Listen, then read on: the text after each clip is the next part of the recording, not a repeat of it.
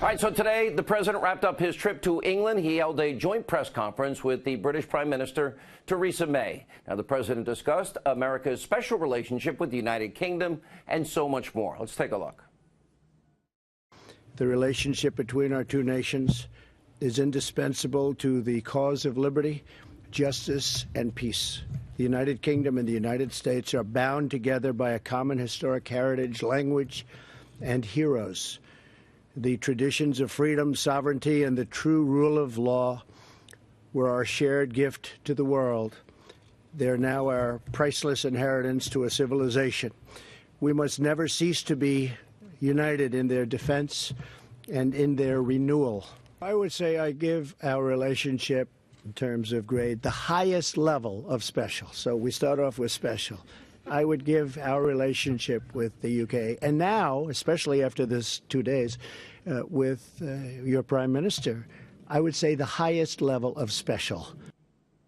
The president is now in Scotland, where he is scheduled to spend the weekend. And meanwhile, if you thought that the blind hatred for President Trump was kind of unique to the far left, coastal elites in the U.S., well, think again.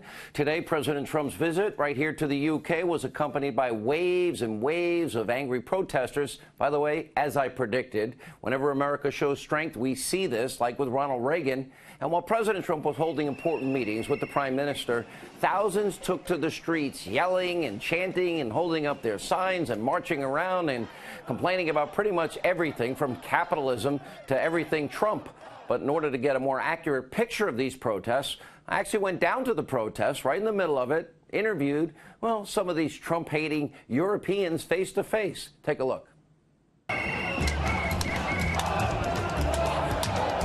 Why are you here today? Just to protest like everyone else. Just here to protest Trump. I think he's a horrible person and doesn't deserve to come to our country at all. Racist, sexist, misogynistic pig. What is that? That's Trump. Now, why don't you like the president of the United States? I think he's full of basically. That's it. The big racist, sexist pig. The Trump administration, it's quite scary. It is very, very scary. Says resist. What are you resisting? Fascism. And who's a fascist? You, actually. I'm a fascist.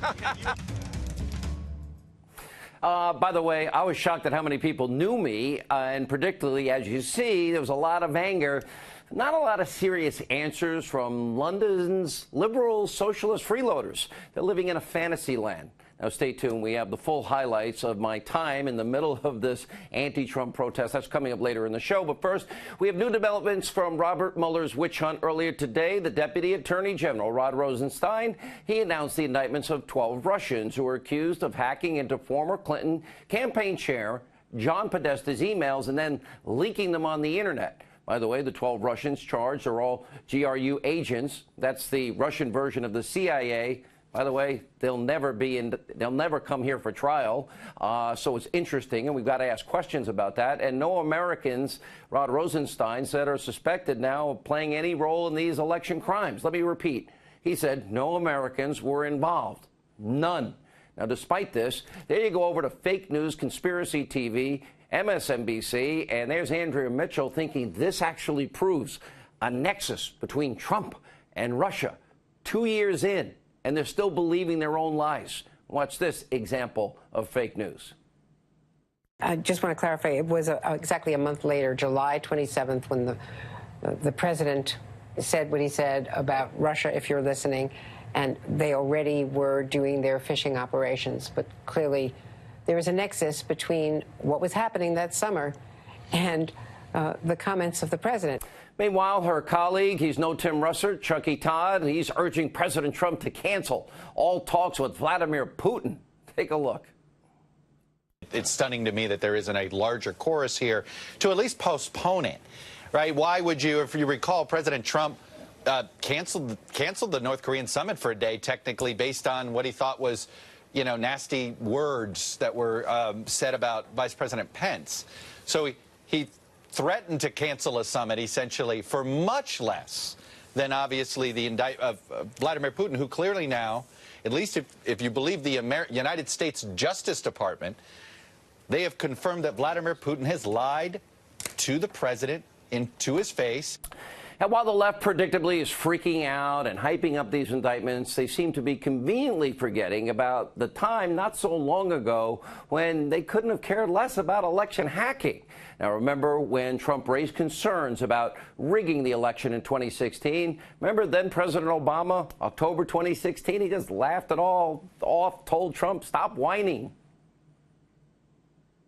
There is no serious person out there who would suggest somehow that you could even rig America's elections, in part because they're so decentralized and the numbers of votes involved. There's no evidence that that has happened in the past or that there are instances in which that will happen this time. And so I'd advise Mr. Trump to stop whining and go try to make his case to get votes. Those serious persons, stop whining. And by the way, credit to Jake Tapper because he called out Obama because this all happened on his watch. He was the one asleep at the wheel. Take a look. You read this indictment and you think, boy, the Obama administration, they really kind of missed the ball on this. I mean, yes, they issued that report, but President Obama said, what did he say? He told Putin to cut it out or knock it off. It wasn't particularly strong.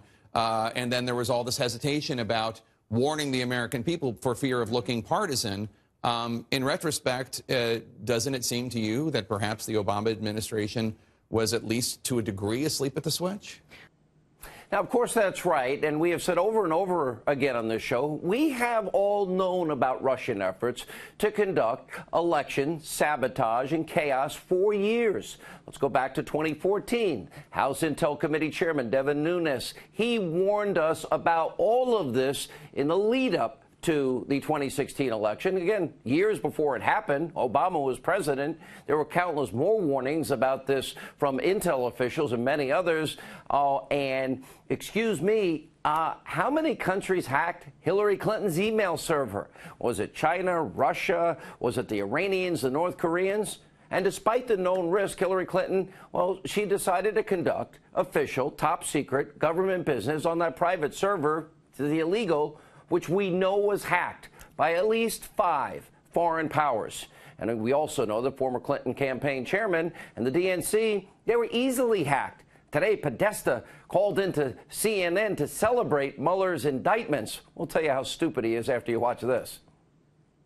I think from the beginning, at the heart of this matter were crimes that were committed against individual citizens, including myself, but what's more important, crimes that were committed against the American democracy. The president likes to describe Mueller's operation as a witch hunt. Well, they've caught the witches here, and I hope at some point that they will actually be brought to justice.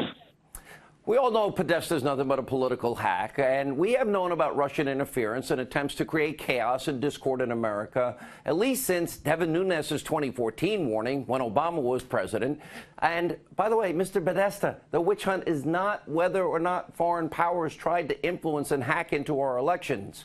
Everyone knows that has been taking place for years, election after election. We know Obama tried to influence the Israeli election to prevent the prime minister, our closest ally in the Middle East, Netanyahu, Prime Minister Netanyahu, from being reelected. So the witch hunt is about the phony, biased political investigation into whether or not Trump and the Trump campaign concocted some grand conspiracy with Vladimir Putin to defeat your precious Hillary Clinton. Nice diversion. We know in reality, we all know Trump went to Wisconsin, Hillary did not. We all know Americans were connecting with Donald Trump. Just look at the crowd size. And by the way, not with the very unlikable Hillary Clinton with no vision.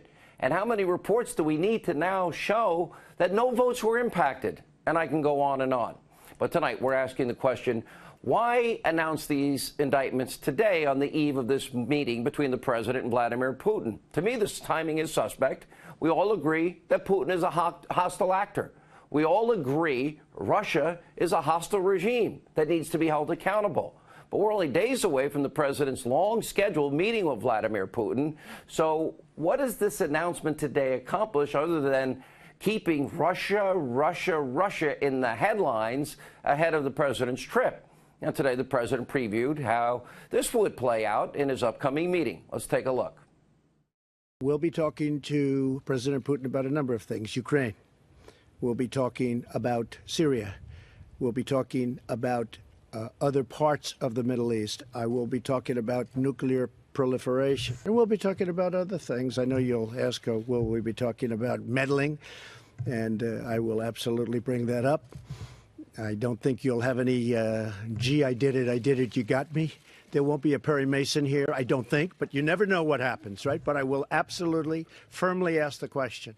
And hopefully we'll have a very good relationship with Russia. So the president will be talking about it, and on Monday the show will be broadcasting from Helsinki. We'll bring you all the details from that very important meeting. Now, let's turn our attention back to the deep state.